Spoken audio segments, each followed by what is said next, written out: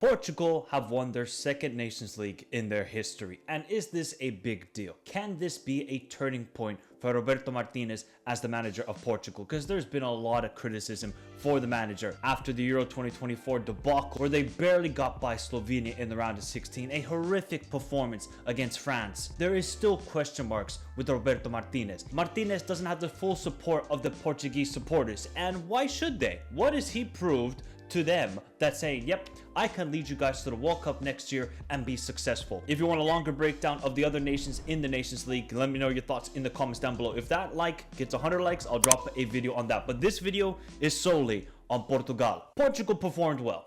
They have the game changers off the bench to make a difference in a game, like a Conceição in the first game against Germany. In the final, Rafael Leao made a huge difference, I thought, off the bench.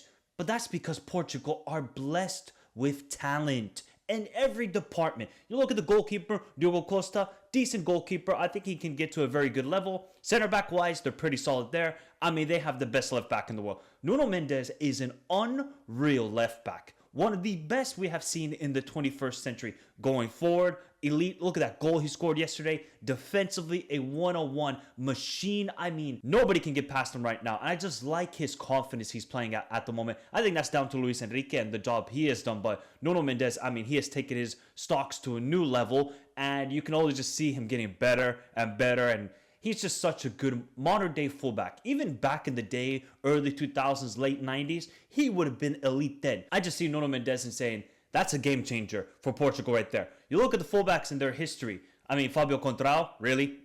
I mean, decent left back, but nothing compared to Nuno Mendes. Now, the right side, that could use some help. Otherwise, Martinez will keep on going with this stupid idea of playing João Neves at the right back position. How are you playing one of the best midfielders this season in the right back position? That's like me going to McDonald's and I'm getting a fish fillet sandwich. You go to McDonald's to either get a Big Mac or chicken McNuggets, and instead you're getting the fish fillet. Now, I've never had a fish fillet from McDonald's, so you gotta let me know if it's decent. But João Neves, a right back. Okay, yes, you don't have the options, Nelson Semedo or these sort of players. I think the best right back for Portugal, you guys let me know your thoughts, is Thiago Santos from Lille. Obviously, he's coming back from an ACL injury, so he wasn't available for selection. But I look at him and I'm saying he could be the best right back for Portugal. So defensively, they're solid. Midfield-wise, I mean, just play João Neves and Vitinha together.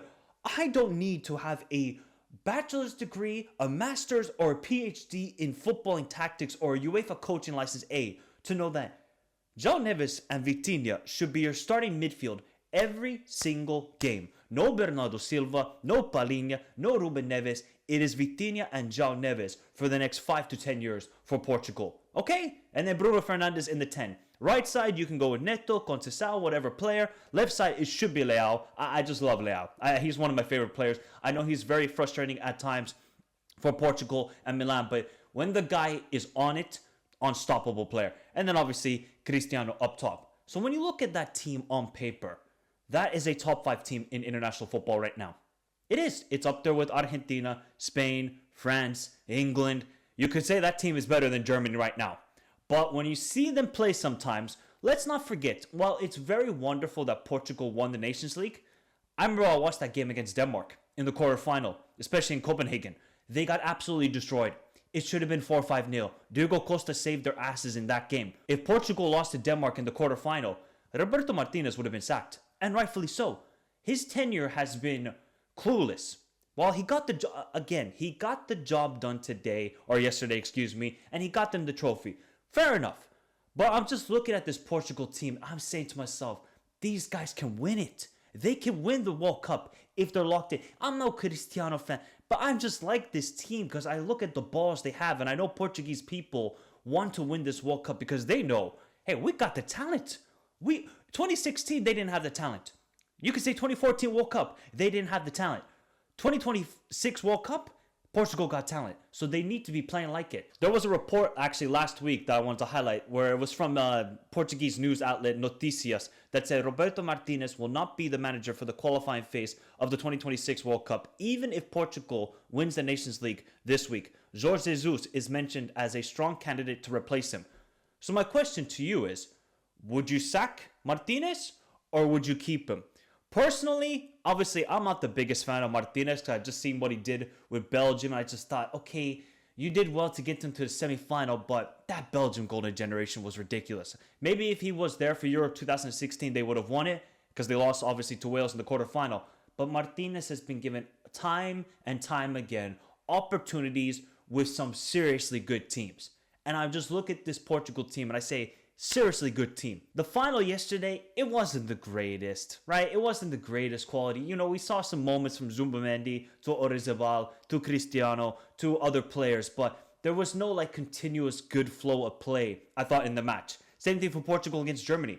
Like the second half, they balled out. The first half, camped in their own half in defending against Germany, and then Cristiano showed up in the second half. So Martinez is not getting consistent performances from this Portuguese side where they should be consistently performing. He's done well to incorporate Cristiano into this team at the moment because they know Cristiano can't press. He's 40 years old, guys. He has to put icy hot to keep the muscles going, and you can see, if it's a 3-day period between each game, like the World Cup next year, I don't know if Cristiano can play. He had to go off injured yesterday against Spain. How is he going to do in the World Cup? Where there's going to be a game every 3 days, every 3 days, every 3 days, then the round of 32, then the round of 16, quarterfinal, maybe semifinal, maybe the final. Can Cristiano keep that going consistently? Time will tell. I mean, the dude still gets you goals. There's no doubt about it. Cristiano can still be a vital part to this national team. And while Cristiano is still on the team, the whole squad will be built around him. So that's why you need legs when pressing, like a Conceição, like a Neto, like a Bruno. I just think the midfield should be Vitinha and João Neves. So the question begs, should Martinez be sacked or stay? Obviously, from yesterday's performance or yesterday's result, he should be staying. He got another trophy. I think it's the second trophy of his career after winning with Wigan the FA Cup. Based on that, you're saying, oh, Martinez should be given the job. He is the right choice. He's making good in-game changes, which I think he's done well in this Nations League. He's actually made some decent in-game management, but you just see a frustrating performance. But it could be a world-class performance every single week, like Argentina right now, like a Spain, even though Spain didn't have the greatest performance yesterday. That's the level Portugal can be at if they just had a competent manager. I think they should move on and either go for Jorge Jesus or Jose Mourinho. But that's just me, and I wonder what Portuguese think in the comments down below. It's still an incredible achievement that Portugal won the Nations League. Yes, you can poo-poo the Nations League and saying it's not a major competition. I would say it's not a major international competition. It's like the equivalent kind of the Conference League. Even though I love the Conference League, I feel like the Nations League and the Conference League are the same thing, but this is better competition than meaningless friendlies, I would say. That's just my opinion. It's going to be a very interesting period now for Portugal, whether they stick with Roberto Martinez or if he goes. Now, those are just one news report, so I'm not going to go overboard and say, oh yeah, look, he could be sacked, he could be sacked. No. That's just one news outlet. It kind of gave a good discussion about this because results-wise, he's getting the results. He's got a 70% winning percentage with Portugal. Same thing he did with Belgium. But when you see the team perform, you're like, you're just so frustrated. You just want a little bit more, just a little bit more to give you some hope and belief that you can win a major competition like the World Cup. Because that's what the aspirations should be for Portugal with this squad. The ballers they got are just unreal, man. And you know what's the craziest thing? The young starter that didn't even get to play any minutes, Rodrigo Moura from Porto. I mean, this guy is stupidly good. And nobody knows about him around Europe. Only people who follow Liga Portugal or Portuguese people, they know about this kid. This kid is unreal. Like, he could be better than João Felix at Benfica. Like, João Felix at Benfica was unbelievable. Rodrigo Moura, bro, this kid, if he could just get some more game time, he could be a game changer at the World Cup next year. Another year of experience at Porto. I don't think he's ready for a move. He should just stay at Porto this summer and consistently play. But that just shows the talent level that Portugal have. A good performance from Portugal. They win the trophy. Cristiano is happy, and that's a very good thing. 40 years old. He knows he doesn't have a lot of years left in this game. To see him happy and lift the trophy, I think it's a beautiful thing.